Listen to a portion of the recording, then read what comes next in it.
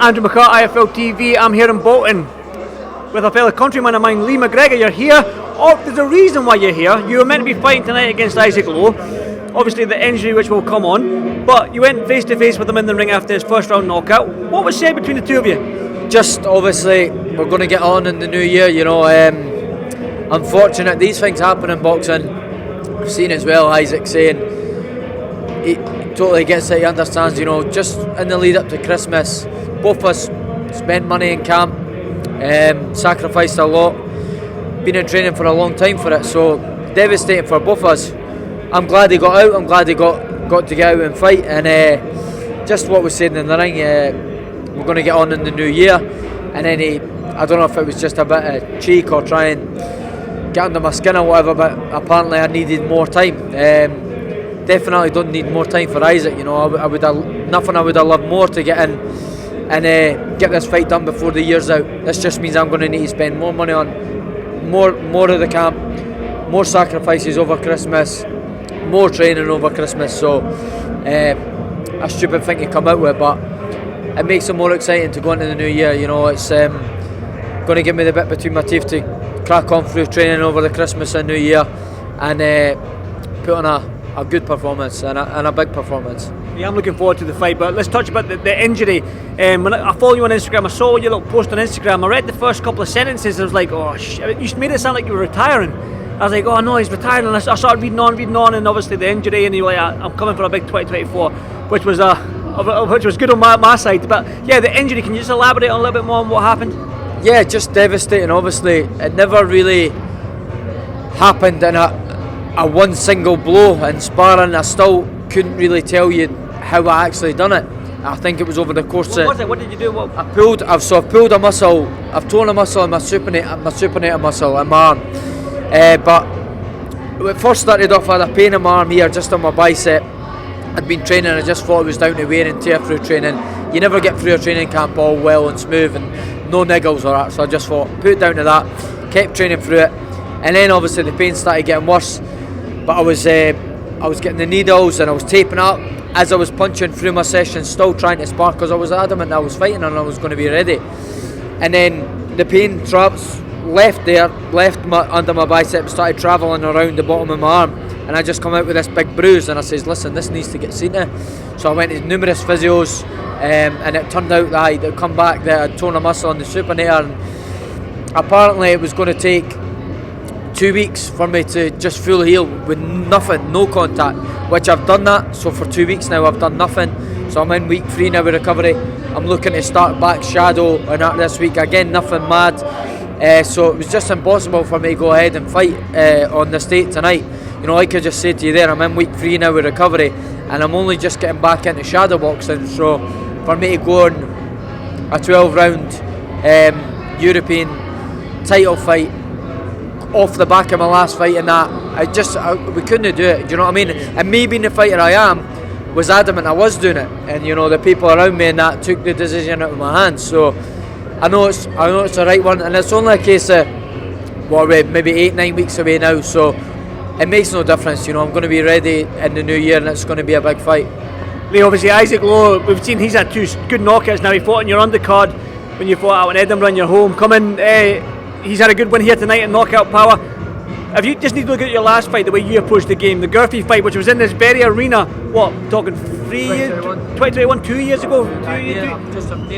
Nearly 3 years ago. The way you approached the game, the way Isaac approached the games, I said this to Isaac, I cannot wait for this fight. I think this is, if one of you throw a jab, I'm going to be impressed. But I think it's going to be one of them fights where maybe a game plan doesn't go out the window, but it's going to be a time where you're both going to bite down on your gum shield and you're just going to trade leather. That's how I see the fight. How do you see it? Yeah, I think it's going to be exciting at times, you know, but I think it's going to be one where I take full control, and the moments I am in control, I'll make sure I stay in control and not give him a chance to come back in. Of course there's going to be times where I'm going to probably sit there and stick it on him a bit, but I do need to remember how good a boxer I am as well, and I think people forget that. You know, I travel the world as an amateur, all over the world, European Championships, World Championships, Olympians, I've fought them all, and I've got a very good boxing brain. I've GB boxing, I can box. Also, I've showed time and time again I've got a big heart, and I can bite down on that gum shield and fight when I really need to. But sometimes I don't even need to do that. I watch back my last fight. There's moments where I made it look easy at times, but the fight in me I just kept getting carried away and wanting to get dragged into a dogfight. So I've learned a lot from that, but that'll never ever come out of me. You know, I've always have that warrior mindset, and I'll always be able to sit in the pocket and let some shots go. But there'll be a time and a place for it. Can you stop Isaac Lowe? Oh, 100%, without a doubt in my mind. You know, I've always been known for having a great engine and finishing fights strong. That's not really been the case in my last couple of fights. You know, I think that was what everyone was expecting in my last fight. Robo's had a good start. We always knew that was going to be the case. I weathered the storm, started coming back in it midway, and then when it was time to take over towards the back end of the fight, I didn't really have it in the tank, you know, due to many reasons. But I'll be making sure that engine is back. Again, it's up at featherweight. I'm going to have a wee bit more energy. I'm going to be bigger and stronger at that. So I'm looking forward to showing. I could say a new Lee McGregor, but not really, just that Lee McGregor that everyone's known from the Gurfey days and that, like what we talk about. He'll be coming back next year. Featherweight probably suits you bigger, because I've always said today we stand almost the same height, and I from the I don't know how you made 8 stone whatever it was at bantamweight. I don't know how you made super bantamweight. I think featherweight we're going to see a stronger Lee McGregor, a Lee McGregor that's probably going to be a little bit more filled out and put a smile on his face when it comes to weigh-in day, maybe. I don't know. Yeah, no, of course, definitely. You know, I think that was maybe my issue. You know, everyone thought, well, he'd moved up to super bantamweight, so you can't really blame weight or anything like that. But I think I held out bantamweight too long. You know, I think I should have moved up after the Gurfey fight and had the Legrand. I had a couple more, I think, after that, and then inactivity never done me any favours. 13 months out the ring, then I had that takeover fight in the Newcastle, which was at a heavier weight. So you're talking even super bantamweight. It'd been a long time since I had made that, and then to go into a fight as big as that against an opponent as dangerous as Robles was, it was a big risk to take. But again, I've always took on the big challenges in my career, and like I've always said, if you don't take them risks, you'll never reap the rewards. And I have no regrets taking that fight. I learned a lot from it, and it would have been, if I was victorious that night, then I wouldn't be saying anything about like, oh well, this and that. So you've got to take the good with the bad, and I've done that, and the bad with the good as well. So I've done that. I've learned a lot.